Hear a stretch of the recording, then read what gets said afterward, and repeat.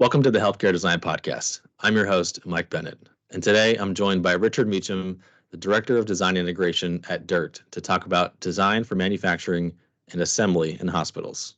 Richard, thanks for joining us. Yeah, absolutely. Happy to be here. So Rich and I go way back to architecture school and undergrad at Florida International University. We were partnered in the famous Walk on Water competition that the School of Architecture puts on for the what was it, the construction materials class, I think. I And we think had to so. develop some type of shoe apparatus to walk across one of the sinkhole lakes that are on the campus there. And Rich was our pilot, I think is the term we use for Yeah, it. yeah. We use this like great stuff, expandable foam Uh-huh. insulation. We built those forms out of dirt in the trash bins that we're walking around the studio. And Rich made it across without sinking. So I call that a success. That's right. Those things were so waterlogged by the time I got to the other side. I don't know how I made it. And I'm Yeah. pretty sure we finished in the top 10. I Yeah, think so. it felt good. But I remember every additional step that I think it came up less and less. Like it was just you were slowly Yeah. sinking across that lake. Yeah, they were So taking on water for sure. They're like giant sponges on my feet. yeah, well, that was a lot of fun. And now in our professional careers, we kind of have some overlap in the healthcare sphere. At Dirt, I guess I'd love to hear how you got to the position you have now. I guess the time between school and now, what got you into this position at Dirt? Yeah, for sure. Yeah. So I started off right after school, went into a boutique healthcare architecture firm here in the Seattle area. And from there was introduced to my first dirt project. Basically, our client came to us and said, "How would you like to build out a patient floor?" And we went, "Yeah, of course, that'd be great." And then he said, "Okay, cool, you're going to do it out at dirt." And we all went, "What is dirt?" And fast forward a few years, we learned more about it. And by the end of it, it was like, I want to do more of this all the time. Well, what's the best way to do more of it than to just go work at the company? So here I am. Well, that's great. And can you, so what I understand is DIRT stands for Do It Right This Time, which comes from sort of an inside story from the owners. Is that the It accurate? does, yeah. It Okay. is, yeah. Yeah, doing it right this time. It's a conversation starter and a way to be Yeah. a little cheeky and get people to remember us. Yeah. Well, I like it. And it does make sense for how this system works. So I think a good way to talk about what you do and the connections to the healthcare industry would be to look at a project that you've done. Either, I think you had a mixed project where you were on the design side and moved over to the owner side. Can you tell us a little bit about what that project was, and maybe we can dive a little bit deeper into each part? Yeah, yeah. I think you're probably referring to the Evergreen Health Hospital here in Kirkland, Washington. Yes. So we had done a progressive care unit with them, and then they were gearing up to do a critical care unit, or otherwise known as like an ICU, intensive care unit.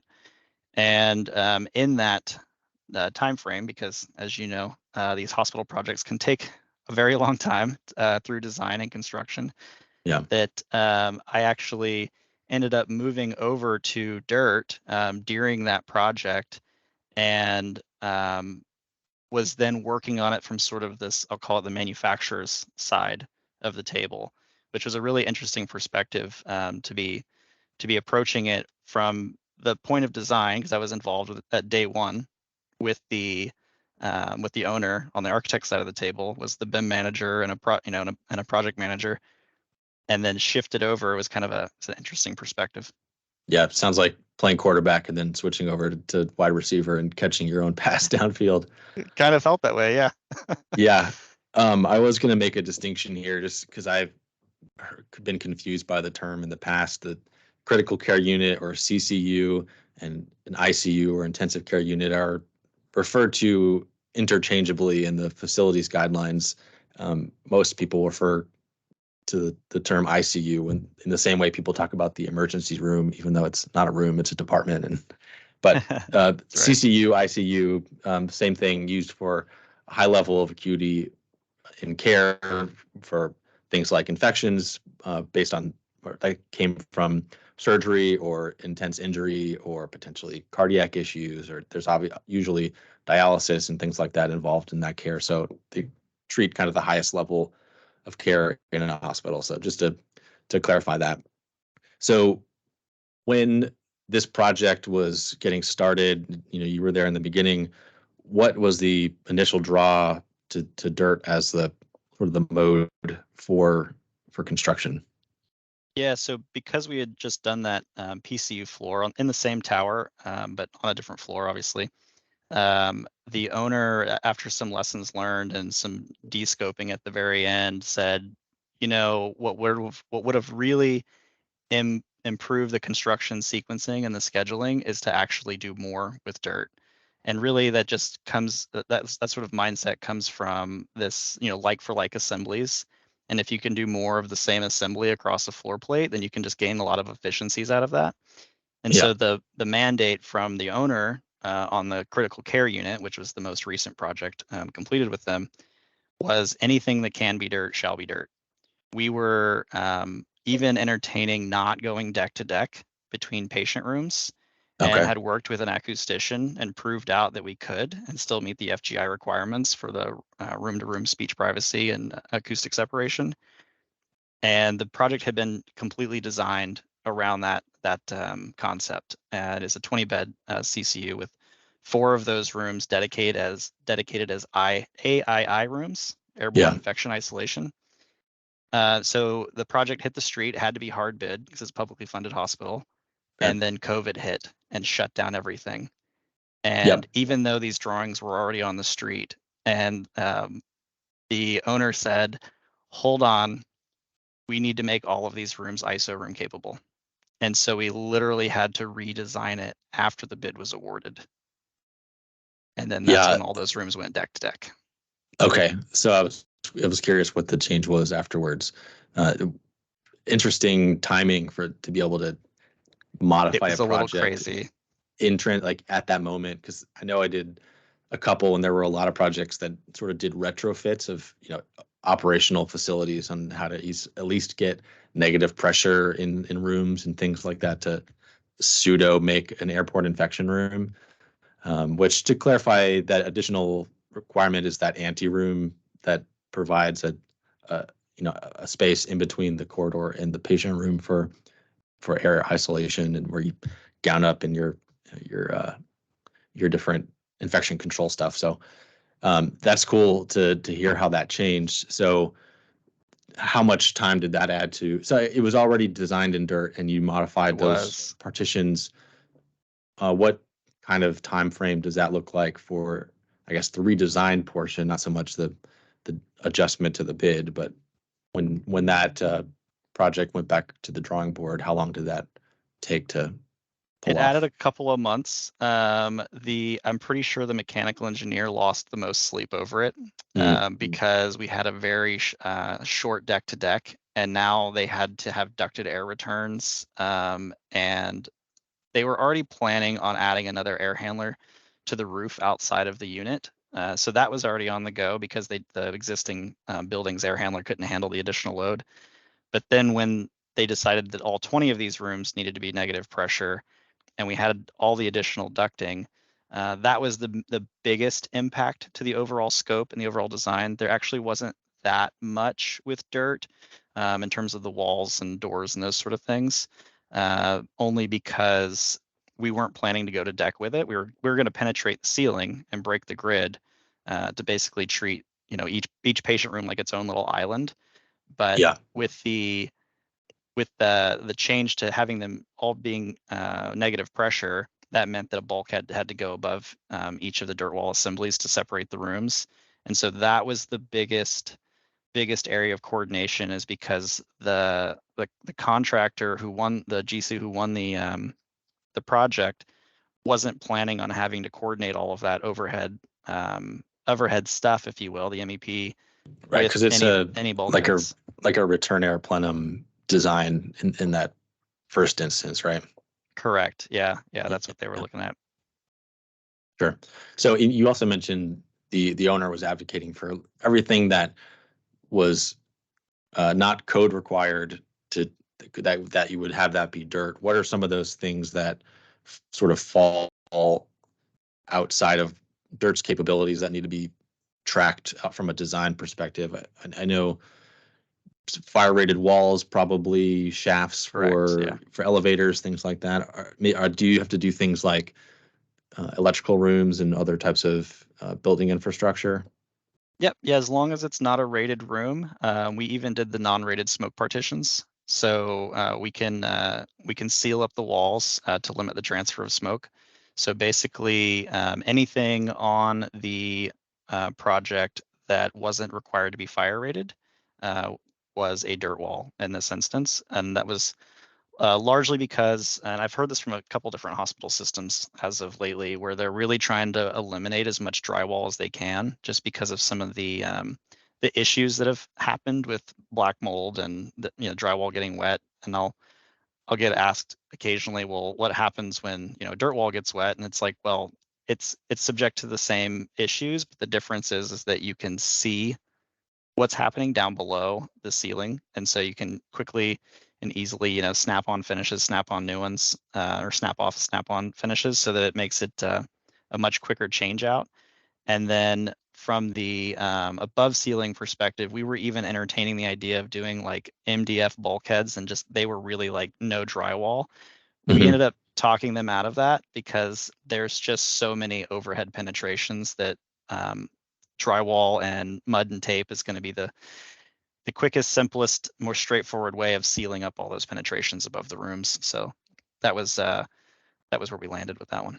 Okay, so you framed down uh, stud and drywall to the tops of the dirt partitions. Is that what you're saying? Is what you got you that seal to the deck above? Correct. Yeah. Yeah. So the sequencing is basically anything metal studs goes in first. So fire rated rooms, anything drywall goes in first. So that includes rocking those bulkheads. And then so all of that's put in place ahead of time. And then the dirt frames come in and get tilted up underneath those bulkheads and leveled to the bottom of them and fixed in place. That project, because we're out here on the West Coast, actually happens to be in a seismic zone as well. So we had a lot of seismic considerations to deal with, but Fun. it's a hospital, right? The complexity never ends. It just keeps going. Yeah.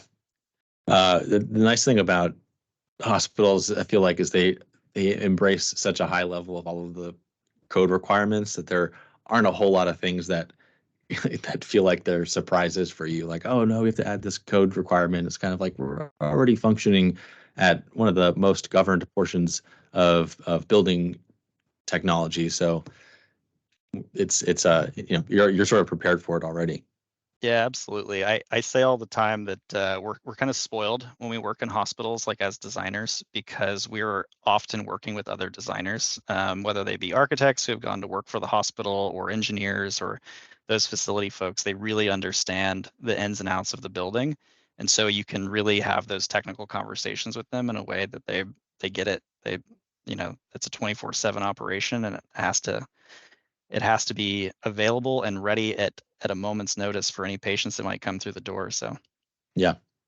So from the designer's perspective at the beginning of a project, what types of things should you be looking for when you're designing one of these prefabricated wall systems like dirt? In your experience, is that a different process? Are there additional programming requirements, or what does that look like? yeah, it is a little bit different. We talk about it in the world of prefab in many different ways, and we'll often say like, oh, people need to be in early. We need to have all the stakeholders at the table, et cetera, et cetera. And I think that we don't always live up to that. And I think that the reason is because we're asking the owner for a much bigger commitment at the front end. But really, it is all about collaboration at the front end. People don't know what they don't know. And you don't we don't expect the design team to be an expert in dirt. That's what we're there for, is to support. And then equally, there's a lot of other moving parts on the project that the architect's kind of keeping up in their head and trying to juggle and move all those things around. And so it's really about that early collaboration and then thinking a little bit differently about the drawings so that we're taking an assembly-based approach to how all of those drawings and specifications get created and documented, so that when it does finally go out to bid or it gets in front of those sub trades, uh, there's less ambiguity. There's less questions, ideally, if we're all doing our jobs to the best of our abilities and the time that's allowed. to really have a much tighter drawing and specification package. Okay. For the, I'll call it the design inspiration component, where you're thinking about what things you can do with a dirt system. I know it can be tempting to look at a few like pictures and images on some websites to see like, oh, that's what they did there. That's what I'm limited to.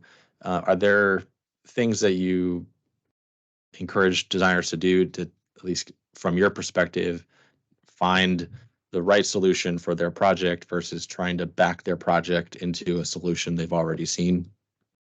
Yeah, totally. It's a great question because we really try to start with the problems we're trying to solve. So yes, there is product at the end of the day. At the end of the day, we're manufacturing things, but what it starts with is understanding what are the challenges and the problems we're trying to solve. And most of the time it's to get things faster, to get things, of a high quality, and to get things that are more durable on that job site, especially in a hospital environment. Is kind of funny. After the hospital, the CCU project had been open and operational for a while, we get a phone call, like, hey, there's all this damage in this room, and like we need you guys to come. This seems like a warranty issue. We need you to come out and take a look at it. And so we come out and take a look at it, and it actually wasn't dirt at all. It was the drywall that had been all banged up because it was in an area that didn't have wall protection on it. And it just goes to kind of show that even after they're living in the space, the owner is, well aware of what's dirt and what's not. There's still that kind of misunderstanding that no, that wasn't actually dirt in this instance, and we could replace it with a dirt wall if you like, but it's a bit late for that at this point. So Yeah. Well, I know that in some of my past experiences designing dirt layouts, the level of upfront coordination was a lot higher. You started alluding to that, getting owner buy-in early.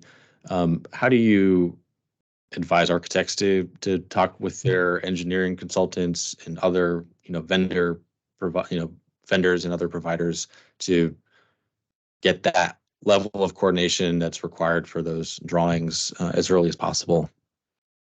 yeah, it's so we have Dirt goes to market by having a distribution model with local construction partners across the United States and Canada. And so it's really working with them. They can help bridge that gap between the architectural side and the engineering side so that the architect doesn't have to be the expert in dirt. And so you can really lean on that local dirt construction partner to help with those conversations. But it's really thinking about the locations of devices. So I use electrical as an example. It's like most of the time it's very diagrammatic in an electrical engineering's plan. You might see an outlet in an architect's elevation, but it's not usually dimensioned. It's just kind of like, yeah, it needs to be generally in this area wherever it hits the stud, like wherever you can get it. The exception would be head walls when you're kind of dimensioning everything to the nth degree, but generally speaking, there's not a lot of thought put into that during design, right? It's like, yeah, we've got it in there, the scope's captured, that's a means and methods thing. The electrical contractor will figure it out. Well, if you're practicing DFMA, that design for manufacturing and assembly, we want to know exactly where you want it during design. Yeah. The win in that is that now because you've planned for it during design, ideally there isn't a change order or a delay later during construction. Hey, this box is right in the middle of like some other item that needs to go here. What do we do to solve this? And you've got an RFI going out. So whether it's dirt or not, any project where you're kind of thinking about the DFMA approach early on, you can solve a lot of those problems. Sometimes it's gets lumped into BIM coordination or something like that, but it's really about thinking through that with all the stakeholders so that when construction finally hits, when that first shovel hits the ground, everybody can just run, can just go. Yeah. So that's a good segue into the next thing I was going to talk about is the sequencing and phasing of construction.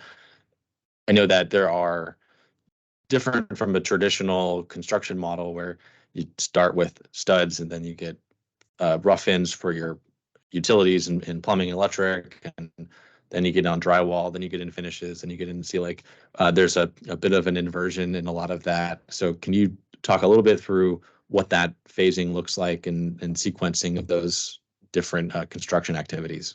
Sure, yeah. In a hospital in the CCU example, we're not typically installing on top of like finished floor or under a finished ceiling. It's usually a bit more integrated than that, just because of the nature of the hospital and the finish requirements in there. So in the CCU example, it's bulkheads that are built first. Any of the framing, drywall, metal studs, fire rated partitions, that's all built ahead of time. And then the dirt frames would come in pre-populated with power and some of the med gas. The med gas assembly isn't fully complete because of the brazing that has to occur on site, so that's intentional. But essentially, those frames are tilted up.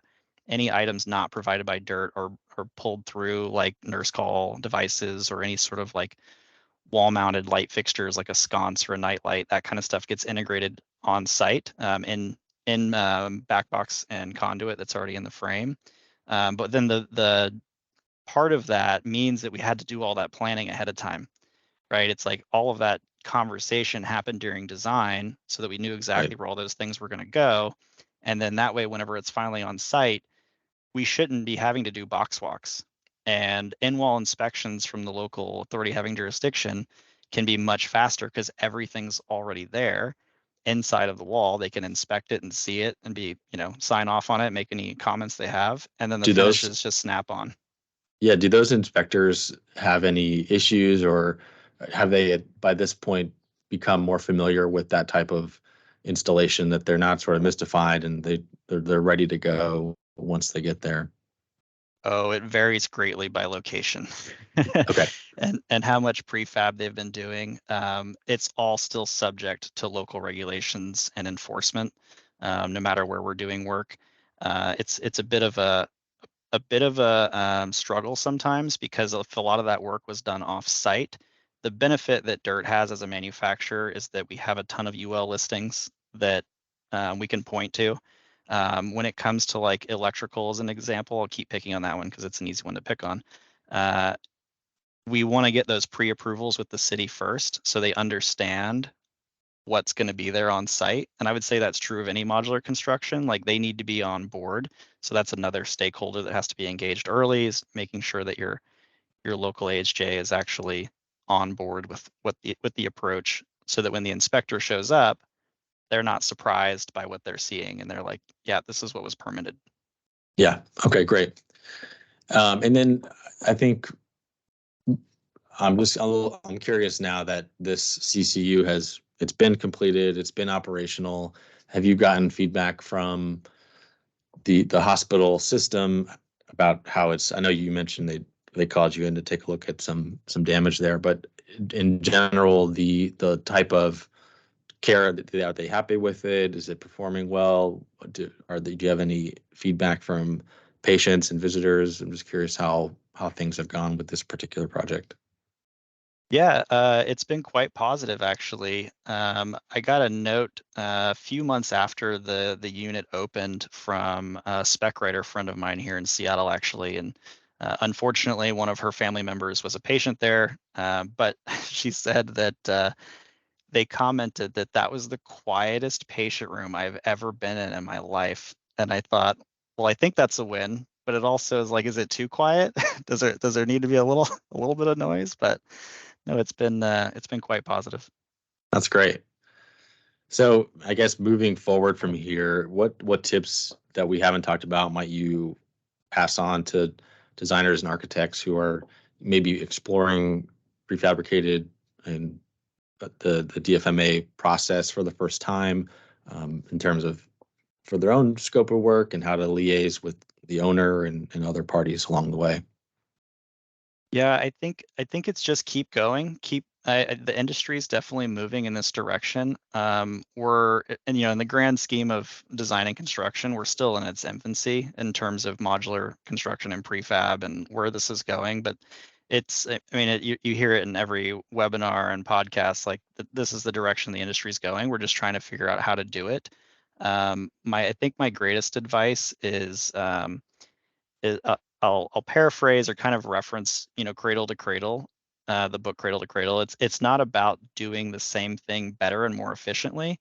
It's really about rethinking about how we design and build in ways that challenge the status quo to be better and actually start with a better solution from the beginning. and not just default to the path of least resistance. Because if we just all keep defaulting to the path of least resistance, we're going to keep getting the same thing we've had over the last 100 years. That's great. I like that, Rich. Well, I appreciate you taking the time to talk with us today. If people would like to get in touch with you and learn more about either this project or other dirt solutions, what's the best way for them to get in touch? To get in touch with me, you can check me out on my LinkedIn page. It's probably the best place. If you want to learn more about dirt, just dirt.com. Great. And I'll drop a link in the show notes for this Evergreen Health Critical Care Unit so you can check more about it. There's a great case study that's there too that goes into a little bit more detail like we've done here to see some of that stuff.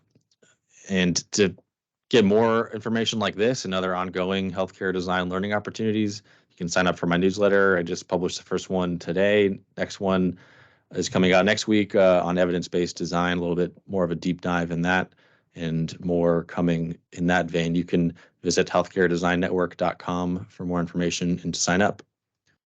Thanks for joining us today. We'll talk to you soon.